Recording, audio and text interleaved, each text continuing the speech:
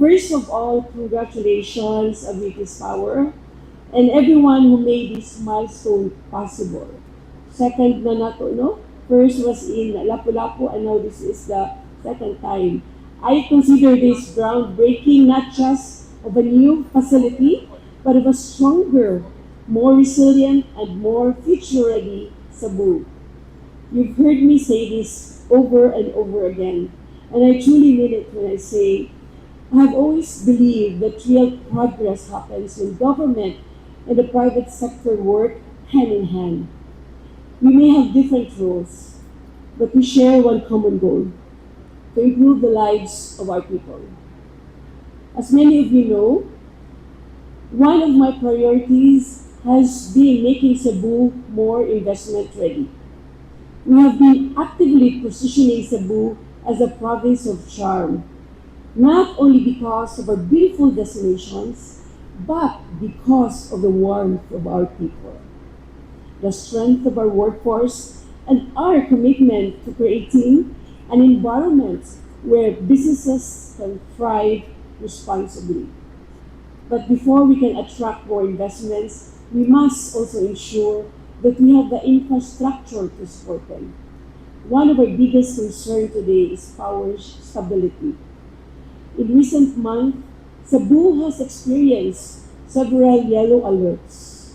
I always get texts from DOE, from RD, reminding us that our economy, Cebu has experienced, right, RD? Several na good yellow alerts, reminding us that our economy grows and the demands for electricity continues to increase. We must also strengthen the systems that keep our homes, businesses, hospitals, schools, and industries running.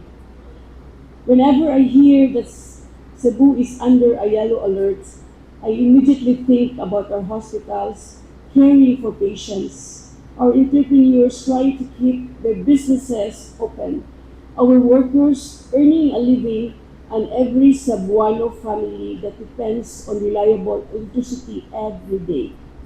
That is why improving our energy security is no longer just an infrastructure issue.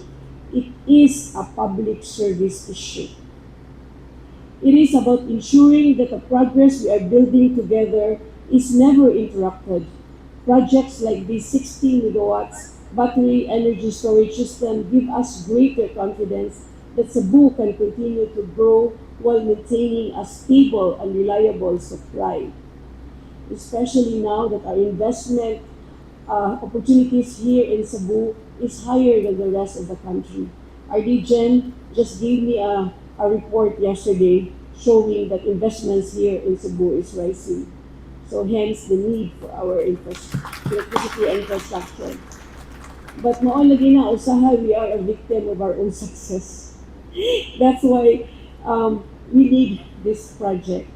It sends a strong message to the investors that Cebu is ready, not just with opportunities, but with infrastructure needed to sustain them. I also appreciate that this project reflects our shared commitment to sustainability.